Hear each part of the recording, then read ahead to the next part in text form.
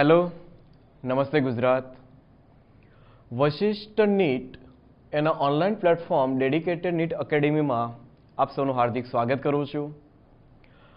Previous लेक्चरनी अंदर આપણે થોડીક માનવ દેહ ધર્મ વિદ્યાની અંદર આવતી જે કંઈ દેહ ધાર્મિક ક્રિયાઓ છે એનું નિયંત્રણ કેવી રીતે થયું હતું તેના વિશે આપણે થોડોક અભ્યાસ કર્યો છે। આઈ હોપ કે એ જે માહિતી એ તમને આવનારી જે નીટ એક્ઝામ છે તેની અંદર એ હેલ્પફુલ થઈ શકે, રાઈટ। આજના લેક્ચરની અંદર આપણે સમજવાનું છે કે નીટની અંદર જે કંઈ જીનેટિક્સને લઈને જે પ્રોબ્લેમ્સ પૂછાતા હોય છે, હા વિદ્યાર્થી મિત્રો, નીટની અંદર એનટીએ દ્વારા જીનેટિક્સના અમુક પ્રોબ્લેમ્સ પૂછાતા હોય છે અને એ પ્રોબ્લેમ્સ હોય છે કેલ્ક્યુલેશન બેઝ, ઓકે। તો આજે આપણે આ લેક્ચરની અંદર એ જે કંઈ પણ પ્રોબ્લેમ્સ છે જે કેલ્ક્યુલેશન આધારિત છે, તો એવા જે પ્રોબ્લેમ્સ છે એને આપણે વિધિન અ સેકન્ડમાં કેવી રીતે સોલ્વ કરી શકાય તેની આજે હું તમને એક અહીંયા ટ્રીક રજૂ કરીશ કે જે તમને હેલ્પફુલ થઈ શકે એ વિધિન અ સેકન્ડની અંદર એ પ્રોબ્લેમ સોલ્વ કરવા માટે, ઓકે। કારણ કે આપણને ખ્યાલ છે કે જે કંઈ નીટનું પેપર છે એની અંદર સમયનું પણ મહત્વ વધારે છે, ઓકે, રાઈટ। તો આજનો મારો ટોપિક છે ઇમ્પોર્ટન્ટ પ્રોબ્લેમ્સ ઓન જીનેટિક્સ, અને આ જે પ્રોબ્લેમ્સ છે એને આપણે કેવી રીતે સોલ્વ કરવાના છીએ તે વિશે આગળ વધીએ, રાઈટ, ઓકે। ઓકે વિદ્યાર્થી મિત્રો, તો આજે જે કંઈ લેક્ચર છે તેની અંદર આપણે જે સમજવાનું છે તે હોય છે જીનેટિક્સની અંદર કંઈક આવા પ્રકારના સ્વરૂપના પ્રોબ્લેમ્સ હોય છે અને એ પ્રોબ્લેમ્સની અંદર ગણતરી હોય છે અને એ ગણતરીથી જે કંઈ બાયોલોજીના સ્ટુડન્ટ એ થોડાક દૂર ભાગતા હોય છે। 70 to 80% બાળકો આવી જે સામાન્ય ગણતરી જે ગણતરી હોય છે એને લેફ્ટ કરી દે છે, રાઈટ, અથવા તો એ અટેમ્પ્ટ કરે છે પણ એની અંદર એક સમય વધારે લે છે અને તમને ખ્યાલ છે કે નીટની અંદર સમય એનું કંઈક મહત્વ છે અને જો વધારે સમય લેશે તો પાછળના જે એમસીક્યુ છે એને સોલ્વ માટે કદાચ સમય ઘટે પણ ખરો, રાઈટ। તો આવા પ્રકારના મતલબ કે પ્રોબેબિલિટી જે કે સંભાવના પ્રકારના જે પ્રશ્ન છે એ પ્રશ્નોને સોલ્વ કરવા માટે આજે તમારી સમક્ષ આની એક ટ્રીક કે જે વિધિન અ સેકન્ડમાં તમે સોલ્વ કરી શકો આવા પ્રકારના પ્રશ્નો એ લઈને આવ્યો છું, રાઈટ, ઓકે। તો અહીંયા તમને કીધું છે જે કંઈ પ્રોબ્લેમ છે તેની અંદર કે આપેલ સંકરણ કેપિટલ એ સાથે સ્મોલ એ અને કેપિટલ બી સાથે સ્મોલ બી, તો એનું સંકરણ જ્યારે કરવામાં આવશે ત્યારે આપણને અહીંયા એવું પૂછવામાં આવ્યું છે કે કેપિટલ એ સાથે સ્મોલ એ અને કેપિટલ બીબી અને કેપિટલ એ સાથે સ્મોલ એ અને સ્મોલ બીબી આવો એક જનીન પ્રકાર મળશે, તો આ જનીન પ્રકાર એની જે કંઈ પણ સંતતિ મળવાની છે એમાં એની સંભાવના કેટલી છે, રાઈટ, જે કંઈ પણ સંતતિ, ઓકે। અને આપણે એવું સમજીએ કે ભાઈ અહીંયા તો કે બે જોડ તો કે જનીન છે તો ઓબ્વિયસલી વિષમયુગ્મી જોડ હશે અને વિષમયુગ્મી જોડ હશે તો એમની જે કંઈ પણ સંતતિ મળશે એ 16 એટલે 16 મળવાની છે। તો એ 16 જે સંતતિ મળે છે એ સંતતિની અંદર કેપિટલ એ સાથે સ્મોલ એ અને કેપિટલ બીબી ધરાવતું બંધારણ એ કેટલી સંખ્યામાં હશે, રાઈટ। તો આના માટે આપણે યાદ કરવાના છે મેન્ડલ અને મેન્ડલનો તો કે એક સંકરણ પ્રયોગ। આ વિદ્યાર્થી મિત્રો, આ જે એક સંકરણ પ્રયોગ એનું જે પ્રમાણ છે અને એ પ્રમાણ તો કે જનીન પ્રમાણ, ઓકે, જનીન પ્રકારનું પ્રમાણ જીનોટાઇપ્સ, તો એનો ઉપયોગ કરી અને આપણે આ પ્રકારના જે પ્રશ્ન છે એને સોલ્વ કરી શકીશું, રાઈટ। તો એક સંકરણ પ્રયોગની અંદર ફોર એક્ઝામ્પલ આપણે અહીંયા વિષમયુગ્મી જોડ તરીકે કેપિટલ એ સાથે સ્મોલ એ અને કેપિટલ એ સાથે સ્મોલ એ જો આવું વિચારીએ તો પ્યુનેટ સ્ક્વેરનો ઉપયોગ કરી અને આપણે કંઈક આવા પ્રકારે એના જનીન બંધારણ મેળવી શકીશું। કેપિટલ એ ત્યાર પછી કેપિટલ એ સાથે સ્મોલ એ, કેપિટલ એ સાથે સ્મોલ એ અને સ્મોલ એ, રાઈટ। તો આના હવે જે કંઈ પણ જનીન પ્રમાણ મળ્યા છે એ જનીન પ્રમાણની આપણે જો વાત કરીએ તો અહીંયા આ જનીન પ્રમાણ પ્રભાવી છે તો કે કેપિટલ એ આપણને મળે છે તો કે ટોટલ 4 સંતતિમાંથી 1 મળશે। ત્યાર પછી કેપિટલ એ સાથે સ્મોલ એ આની જો વાત કરીએ તો જો એ આપણને અહીંયા મળે છે એ કેપિટલ એ સાથે સ્મોલ એ એટલે કે 1 નંબર, આ 2 નંબર, તો આપણને સંતતિ મળશે 4 માંથી 2 અને ત્યાર પછી સ્મોલ એ આ જે બંધારણ છે એ સિંગલ છે, તો કે 4 સંતતિમાંથી આપણને સ્મોલ એ બંધારણ મળશે તો કે 1/4. તો આનો જે રેશિયો મળશે જો 1:2:1. ઓકે, તો આવો કંઈક જનીન પ્રકારનો રેશિયો આપણને મળે છે. તો હવે આ જનીન પ્રકારનો જે રેશિયો આપણને મળ્યો છે આનો ઉપયોગ કરી અને આપણે આ પ્રશ્ન સોલ્વ કરવાનો છે, રાઈટ. એટલે યાદ રાખવાનું છે એક સંકલન પ્રયોગ, એનો જીનોટાઈપ, એનો રેશિયો, અને એ રેશિયોમાં આપણને ખ્યાલ છે કે પ્રભાવી સ્વરૂપ 1/4, વિષમયુગ્મી સ્વરૂપ તો કે 2/4 અને પ્રચ્છન્ન સ્વરૂપ કેવું છે તો કે 1/4, રાઈટ. તો અહીંયા આપણી પાસે માંગ્યું છે કેપિટલ એ સાથે સ્મોલ એ અને કેપિટલ બીબી. તો ઓકે સ્ટુડન્ટ્સ, તો હવે આ જે કંઈ પણ આપણી પાસે જનીન પ્રમાણ મળ્યું છે 1:2:1, આનો ઉપયોગ કરી અને આપણે જે કંઈ પણ આ જે સંભાવના આપણને પૂછવામાં આવી છે અને સોલ્વ કરીશું. તો કેવી રીતે? ઓકે, તો એ વ્યવસ્થિત ધ્યાનપૂર્વક સમજો અને એને ત્યાર પછી આવા પ્રકારના જે પ્રશ્ન છે એને સોલ્વ કરવા માટે થોડી પ્રેક્ટિસ જોશે, રાઈટ. તો બંધારણ આપ્યું છે કેપિટલ એ સાથે સ્મોલ એ અને કેપિટલ બીબી, રાઈટ. તો હવે આવું જે બંધારણ છે એનું આપણી પાસે કોઈ એવું નોલેજ નથી કે ભાઈ એના જનીન પ્રકાર જે કંઈ 16 સંતતિ મળવાની છે એમાંથી કેટલુંક છે. તો આને ફાઇન્ડ આઉટ કરવા માટે આપણે જે કંઈ એક સંકલન પ્રયોગ છે એનો જ ઉપયોગ કરવાનો છે. કેપિટલ એ સાથે સ્મોલ એ, આ જે બંધારણ છે તો એ આપણને કેટલું મળે છે તો કે 2/4, રાઈટ. અને કેપિટલ બીબી, આ જે કંઈ પ્રભાવી સ્વરૂપ છે એ કેટલું મળે છે તો કે 1/4, રાઈટ. તો હવે જે કે જીનેટિકની અંદર જે પ્રોબેબિલિટી છે એની અંદર આપણે તો કે 2 અગત્યના નિયમ લાગુ પડે છે અને એ હોય છે એક પ્રોડક્ટિવિટી એટલે કે ગુણાકાર અને બીજું હોય છે સમેશન તો કે એડિશનલ અથવા સરવાળો, બરાબર. તો પ્રોબેબિલિટી માટે વધારે ઉપયોગી આ બંને છે, કાં તો એનો ગુણાકાર થઈ શકે કાં સરવાળો થઈ શકે. તો આપણે અહીંયા જે કંઈ પ્રોબેબિલિટી છે એની અંદર અહીંયા તો કે 2 સ્વરૂપ મળ્યા છે, એનો ગુણાકાર છે ડોટ પ્રોડક્ટ. તો એ ડોટ પ્રોડક્ટની અંદર આ બંનેનો આપણે ગુણાકાર કરીશું તો કે 2/4 into 1/4 એટલે ટોટલ 16 સંતતિમાંથી આપણને 2 સંતતિ મળશે કેપિટલ એ સાથે સ્મોલ એ અને કેપિટલ બીબી, રાઈટ. તો જુઓ આની અંદર આપણે જે કંઈ પણ આના જન્યુ કયા પ્રકારે બનશે ત્યાર પછી એની આપણે પ્યુનેટ સ્ક્વેર બનાવીશું.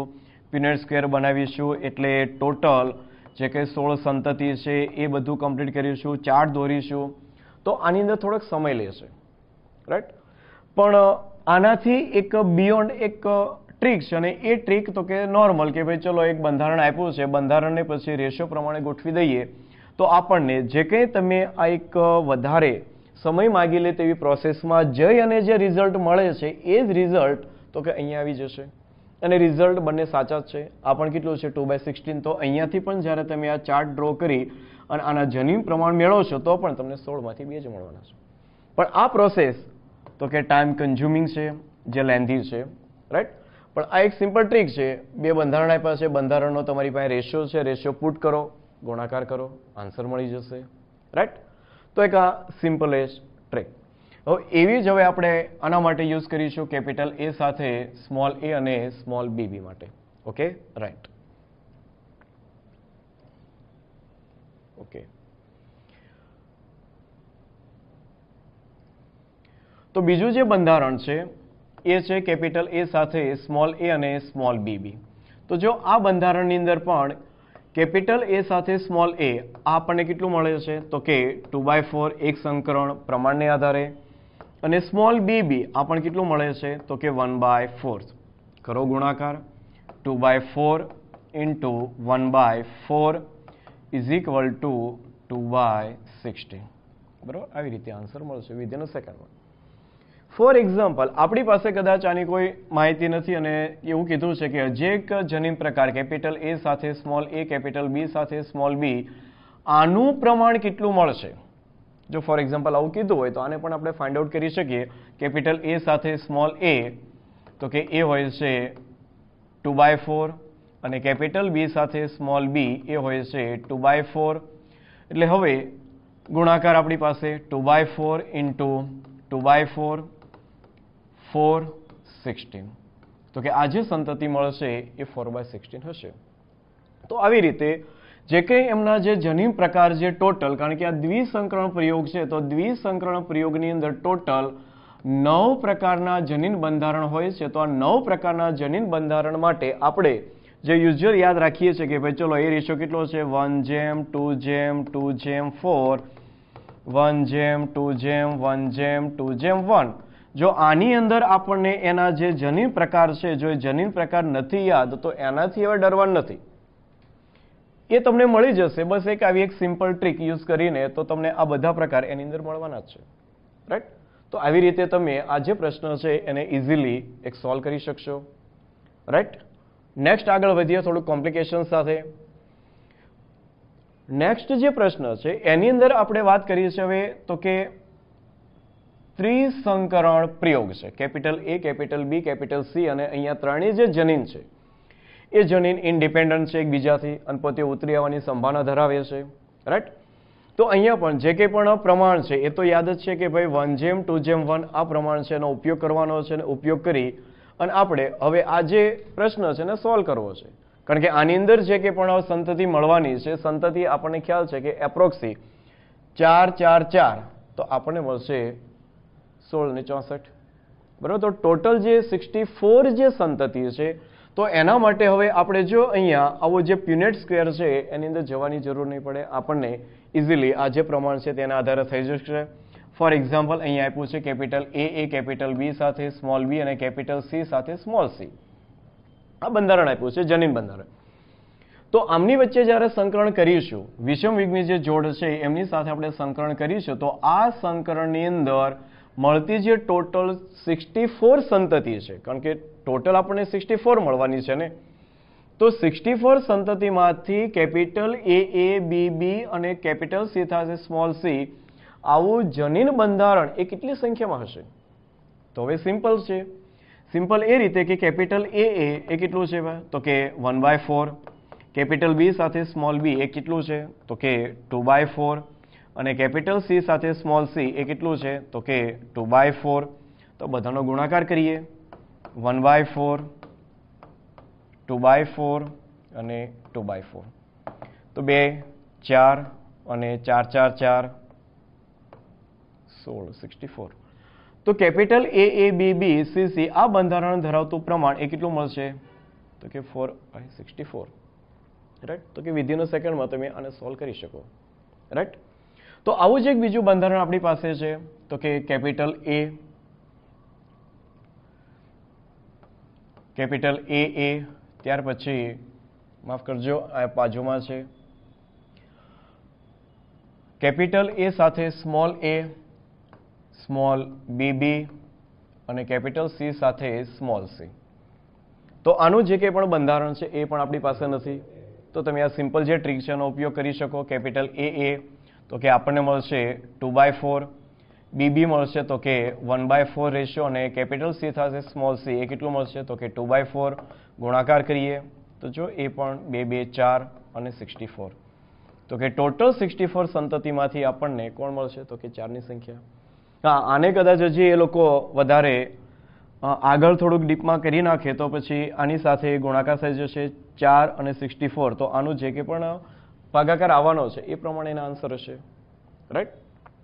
તો આવી રીતે આ જે કંઈ સંભાવના છે એ પ્રોબેબિલિટી એ તમે ઓછા સમયની અંદર ઝડપી અને પાછું જે રિઝલ્ટ આવશે એ ચોક્કસ શ્યોર હશે. તો તમારી જે કંઈ પણ શ્યોરિટીનું લેવલ છે, રાઈટ, એ પણ વધી જશે કે નહીં. આન્સર તો આ જ છે, ઓકે. નેક્સ્ટ આપણે વાત કરીએ થોડુંક વધારે કોમ્પ્લેક્સિટી સાથે. તો અહીંયા એવું કહેવામાં આવ્યું છે કે એક કુટુંબની અંદર 2 પિતૃ એ અવર્ણતા આલ્બિનિઝમ, અને તમને ખ્યાલ છે કે આલ્બિનિઝમ તો કે જનરલી એ શરીરનો જે રંગ છે એની સાથે સંકળાયેલો આ રોગ છે, રાઈટ. અને એ આલ્બિનિઝમ માટેના કોણ છે વાહક છે અને બંને પાસે પાછું રુધિર જૂથ એ AB છે. એટલે નોટ કરજો વ્યવસ્થિત. જો 2 એક સાથે અહીંયા આપણે રોગ આપ્યા છે, એક જે કંઈ અહીંયા 2 પિતૃ છે, બંને પિતૃ આલ્બિનિઝમના વાહક છે અને બીજું બંને પિતૃ પાછા AB રુધિર જૂથ ધરાવે છે. તો બાળકની અંદર સામાન્ય બાળક સાથે એ રુધિર જૂથ હોવાની સંભાવના કેટલી? રાઈટ. બીજું કીધું છે કે આલ્બિનોઝ એટલે કે આ જે આલ્બિનિઝમ જે રોગ છે એ રોગિષ્ટ, તો કે આલ્બિનોઝ સાથે બી રુધિર જૂથ હોવાની સંભાવના કેટલી? અને ત્રીજું એવું કીધું છે કે સામાન્ય સાથે એ બી રુધિર જૂથ હોવાની સંભાવના કેટલી? રાઈટ. આવા કોઈ પણ એક પ્રકારના પ્રશ્ન આવી શકે. તો હવે જ્યારે આવા પ્રકારના પ્રશ્ન આવે ત્યારે પહેલી બાબત એ આપણા મગજમાં હોવી જોઈએ કે જે કંઈ અવર્ણતા આવા પ્રકારના જે રોગ હોય છે, તો એક તો રોગની કેટેગરી એ આપણી પાસે હોવી જોઈએ કે અવર્ણતા રોગ એ કઈ કેટેગરીમાં છે, તો વ્યવસ્થિત આ સોલ્વ થઈ શકશે. તો અવર્ણતા રોગ એ આવશે આપણી તો કે દૈહિક અને પ્રચ્છન્ન ખામી છે. આપણા શરીરની તો કે દૈહિક રંગસૂત્રની પ્રચ્છન્ન ખામી છે. તો હવે જ્યારે આ દૈહિક રંગસૂત્રની પ્રચ્છન્ન ખામી હોય તો એના માટેનું જે કે પણ રેશિયો છે એ રેશિયો આપણને ખ્યાલ છે કે ફોર એક્ઝામ્પલ આપણે આવી રીતે લઈ શકીએ કેપિટલ એ સાથે સ્મોલ એ અને કેપિટલ એ સાથે સ્મોલ એ, કારણ કે અહીંયા જે બંને પિતૃ છે જ્યારે વાહક છે તો અહીંયા દૈહિક અને પ્રચ્છન્ન ખામી છે, તો કે આ ખામી ધરાવતું રંગસૂત્ર છે. રાઈટ. પરંતુ વાહક છે એટલે સ્વરૂપ પ્રકાર કેવા છે? સ્વસ્થ છે. જો આને આપણે અહીંયા બાયફર્કેટ કરી દઈએ અપ યુનિટ સ્ક્વેર પ્રમાણે, તો કે કેપિટલ એ સાથે સ્મોલ એ, કેપિટલ એ, રાઈટ, કેપિટલ એ સાથે સ્મોલ એ અને સ્મોલ એ. આને આપણે સમજીએ તો કેપિટલ એ જનીન તો કે એ પ્રભાવી છે. પ્રભાવી છે એટલે આ વ્યક્તિ સ્વસ્થ છે, એને કોઈ પણ પ્રકારનો રોગ નથી, એટલે આપણે વાત કરી. કારણ કે અહીંયા સામાન્ય, આ સામાન્ય એટલે સ્વસ્થ, એટલે અહીંયા એક શબ્દ લખી દો સામાન્ય, એટલે આપણને ખ્યાલ પડે કે પ્રશ્નમાં સામાન્ય માંગ્યું છે. સામાન્ય એટલે કે હેલ્ધી, કોઈ પણ પ્રકારનો એને રોગ નથી. બીજું કેપિટલ એ સાથે સ્મોલ એ તો કે વિષમયુગ્મી છે. હવે જ્યારે વિષમયુગ્મી છે ત્યારે અહીંયા એક પ્રભાવી જનીન હાજર છે, એનો મતલબ કે આ અત્યારે સ્વસ્થ છે, પરંતુ ફ્યુચરમાં આ જે જનીન છે એ કેરી ફોરવર્ડ કરે છે. તો એવું જ બંધારણ અહીંયા છે કેપિટલ એ સાથે સ્મોલ એ છે. કેવું? તો કે સામાન્ય છે, બરાબર, એને કોઈ રોગ અત્યારે નથી. હા, પણ એ ભવિષ્યમાં આ જે પ્રચ્છન્ન જનીન છે એ કેરી ફોરવર્ડ કરે છે. અને રહી વાત, કારણ કે આ જે રોગ છે કેવો છે? દૈહિક પ્રચ્છન્ન ખામી ધરાવતો રોગ છે ને. તો અહીંયા આ બંને જ્યારે જનીન એકબીજા સાથે જોડમાં આવશે ત્યારે એ જે કંઈ અવર્ણતા રોગ છે એ પ્રદર્શિત કરશે. રાઈટ. તો અવર્ણતા માટે સ્મોલ એ આ જનીન બંધારણ જવાબદાર છે. એટલે અહીંયા બાયફર્ગેશન એટલા માટે જરૂરી, કારણ કે અહીંયા આપણે કીધું છે કે સામાન્ય છે, ત્યાર પછી આલ્બિનોઝ, તો કે આ જે બંધારણ છે એ કેવું છે? તો કે આલ્બિનોઝ છે, મતલબ કે એને અવર્ણતા રોગ છે. જ્યારે આની આપણે વાત કરીએ એટલે જો આનો રેશિયો પણ કેટલો આવ્યો? તો કે 1:2:1 આ જનીન પ્રકાર છે. અને જનીન પ્રકારની અંદર હું વાત કરું તો જો આ 2 અને 1 3, તો કે આ 3 એવી સંતતિ છે ફોર્થમાંથી કે કેવી છે? સ્વસ્થ છે. જુઓ, અને એક સંતતિ એ કેવી છે? તો કે રોગિષ્ઠ છે, આલ્બિનોઝ છે, અવર્ણતા ધરાવે છે. એટલે આપણે અહીંયા એ બાબત એટલા માટે યાદ રાખવાની છે કે એક તો આ અવર્ણતા કઈ કેટેગરીનો રોગ છે. જો કેટેગરી આપણને ખ્યાલ પડશે તો એ પ્રમાણેનું પ્રમાણ એ આપણી પાસે રહેશે, અને પ્રમાણનો ઉપયોગ કરીને પછી આપણે આ પ્રોબ્લેમ સોલ્વ કરવાનો છે. રાઈટ. તો આપણી પાસે અત્યારે આ અવર્ણતા માટેના જે કે પણ જનીન બંધારણ આવ્યા છે, તો એ જનીન બંધારણની અંદર 3 સંતતિ એવી મને મળશે કે જે સ્વરૂપ પ્રકારે સ્વસ્થ છે, અને એક સંતતિ મને એવી મળશે કે જે કેવી છે? રોગિષ્ઠ છે. હા, જનીન બંધારણ કદાચ આ 3 ની અંદર એક કેવું છે? તો કે સ્વસ્થ છે સંપૂર્ણ, અને બાકી 2 કેવા છે? તો કે વાહક છે.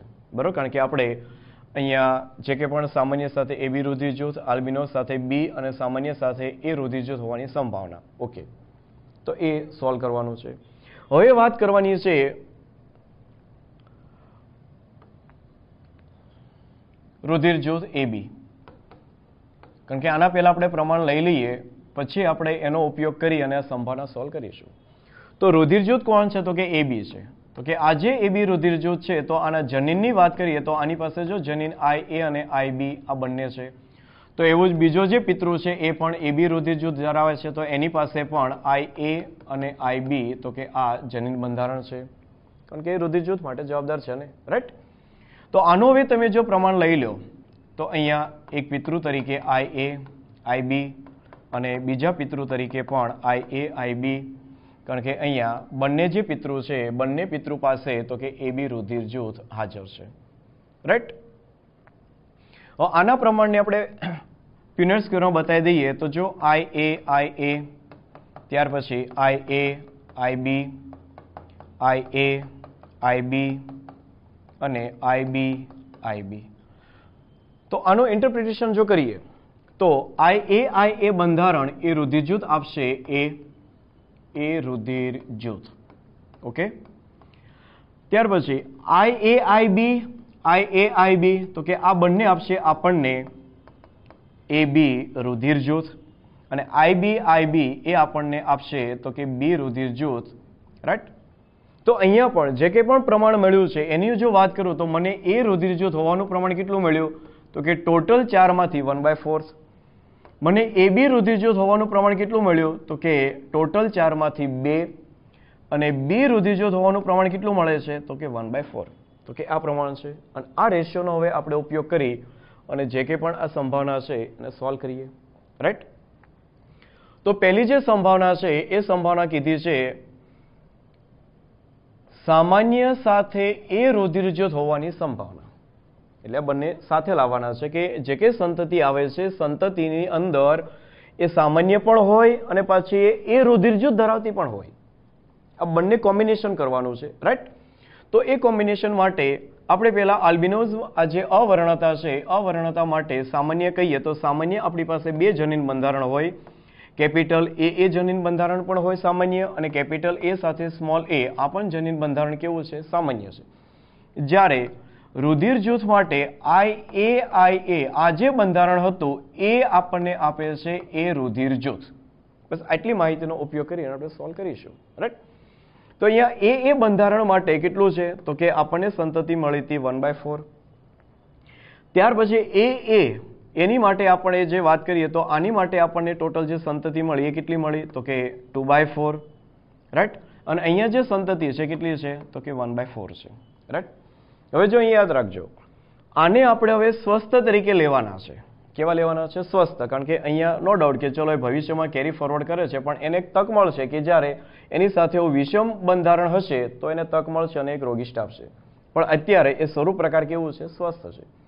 તો અહીંયા હવે વાત કરીને કે પ્રોબેબિલિટી માટે 2 નિયમ છે, એક ગુણાકાર અને એક સરવાળો. તો અહીંયા આપણે જ્યારે એને સાથે લેવા છે કોને તો કે સ્વસ્થ વ્યક્તિને તો આપણે સરવાળો છે કે ટોટલ જે સંતતિ 4 છે એમાંથી એક સંતતિ કોણ તો કે સ્વસ્થ અહીંયા છે અને 2 સંતતિ સ્વસ્થ અહીંયા છે એટલે ટોટલ 3/4. કારણ કે 3 સંતતિ મને કેવી મળે છે? સ્વસ્થ મળે છે.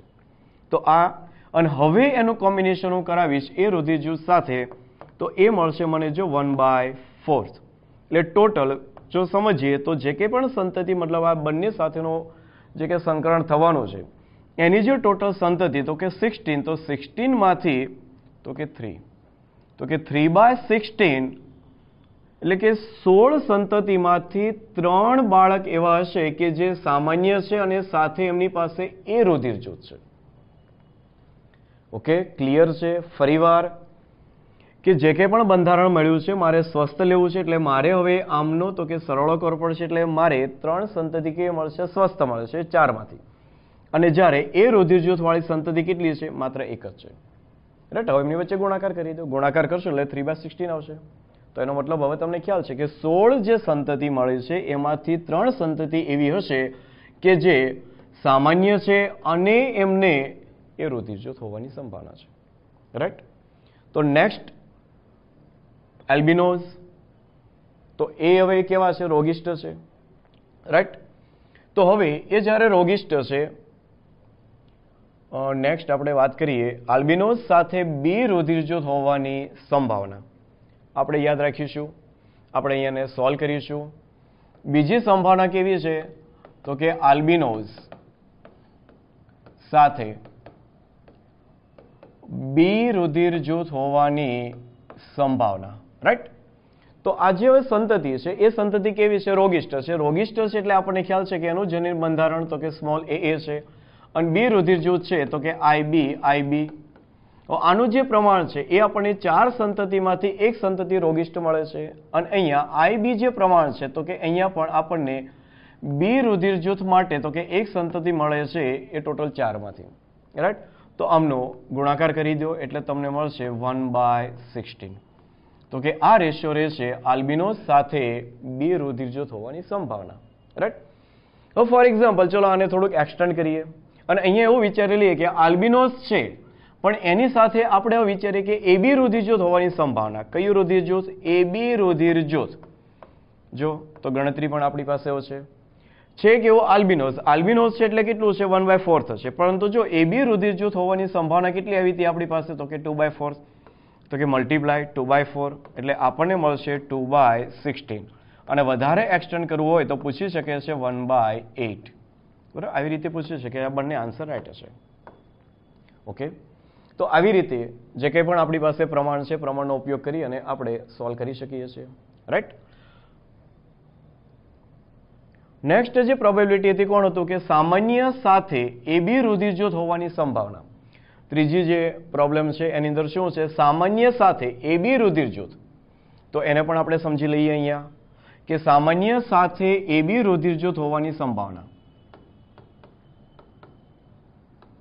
એ સંતતિ સામાન્ય છે અને એ સંતતિને પાછું સાથે એબી રુધિર જૂથ પણ હોય છે. તો એની સંભાવના કેટલી મળશે? તો જો સામાન્ય છે, આપણને ખ્યાલ છે કે સામાન્ય માટે કેપિટલ એ સાથે અને કેપિટલ એ સ્મોલ એ અને એબી રુધિર જૂથ છે તો જો IAIB બરાબર આવું આપણને મળે છે ત્યાં એબી રુધિર જૂથ માટે, તો આનું પ્રમાણ આપણે લેવાનું છે ને. આ એ પ્રમાણ તો કે 1/4, એ સ્મોલ એ પ્રમાણ તો કે 2/4 અને જે કંઈ પણ આ એબી બંધારણ આપણને મળે છે એ પણ કેટલું છે જુઓ તો કે 2/4, રાઈટ. આનો આપણે સરવાળો કરી દઈએ એટલે કે 1 + 2 3/4 ઇન્ટુ 2/4 6 અને 4 4 16. તો કે આન્સર આ પણ આવે છે, રાઈટ. આને હજી જો એ વધારે એક્સટેન્ડ કરીને પૂછે તો કે હાફ કરી દેશે તો કે આ રીતે પણ આવશે. તો બંને આન્સર રાઈટ છે. પછી આપણને લાસ્ટમાં એનું સાદું સ્વરૂપ આપવાની જે કે પણ જરૂર પડે છે, જો પૂછવું હોય તો આપવાનું છે, નથી તો વેલ એન્ડ ગુડ છે, રાઈટ. ઓકે, તો વિદ્યાર્થી મિત્રો મતલબ આજે લેક્ચરની અંદર જે આ પ્રોબ્લેમ્સ છે દ્વિસંકરણ, ત્રિસંકરણ અને ત્યાર પછી આવા જે રોગ છે ખાસ કરીને આપણા જે દૈહિક પ્રચ્છન્ન રોગ છે એની ખામી અને એની સાથે આવા રુધિરજૂથ આવવાની સંભાવનાવાળા મેજોરિટી આ પ્રકારના જે પ્રશ્નો હોય છે જ્યારે એનટી એ પૂછે છે અને જ્યારે પૂછે છે ત્યારે વાત કરીએ એમ પહેલાં જ કે એપ્રોક્સી 70 થી 80% સ્ટુડન્ટ એને લેફ્ટ કરે છે. કારણ કે ઘણીવાર એવું બને છે કે ભાઈ એ જે કંઈ કેલ્ક્યુલેશન કરે છે એની અંદર તો કે એરર આવવાની સંભાવના વધારે હોય છે, રાઈટ. અથવા તો એ કેલ્ક્યુલેશન થોડીક લેન્ધી હોય છે, ટાઈમ કન્ઝ્યુમિંગ હોય છે. પરંતુ આપણી પાસે જે કંઈ પણ આ એક સંકરણ પ્રયોગ છે અને એક સંકરણ પ્રયોગનું જે જનીન પ્રમાણ છે એ બહુ વેરી મોસ્ટ ટાઈમ હું કહી શકું છું અને એના આધારે આપણે આવા હવે number of MCQs, number of problems within a સેકન્ડમાં, તમે કહી શકો છો વિધિન અ સેકન્ડમાં એ સોલ્વ કરી શકીએ છીએ, રાઈટ. તો આઈ હોપ કે આ જે કેલ્ક્યુલેશન છે એ કેલ્ક્યુલેશન એ તમને આવનારી જે નીટ એક્ઝામ છે એની અંદર એ ઉપયોગી સાબિત થાય, રાઈટ. નેક્સ્ટ, ઓકે, તો આપ સૌનો ખૂબ ખૂબ આભાર, થેન્ક યુ. અને જે કંઈ પણ આપણી આ જે ચેનલ છે એ ચેનલને આપણે સૌ સબસ્ક્રાઈબ કરીએ અને શેર કરીએ અને કોમેન્ટ કરીએ, રાઈટ, અને લાઈક કરીએ, ઓકે. અને જે કંઈ પણ અત્યારે આજે લેક્ચરની અંદર આપણે આ બધી શોર્ટ ટ્રિક્સ ત્યાર પછી ઉપયોગી જે માહિતી આપીએ છીએ તો આ માહિતી ત્યારે જ શક્ય છે કે જ્યારે વશિષ્ઠ છે, મતલબ કે વશિષ્ઠ છે તો શક્ય છે, ઓકે. તો મળીએ નેક્સ્ટ લેક્ચરની અંદર આવી જ કોઈ ઇમ્પોર્ટન્ટ ટ્રીક સાથે અથવા તો ઇમ્પોર્ટન્ટ માહિતી સાથે. ત્યાં સુધી આપ સૌને all the best. Have a nice day. Okay.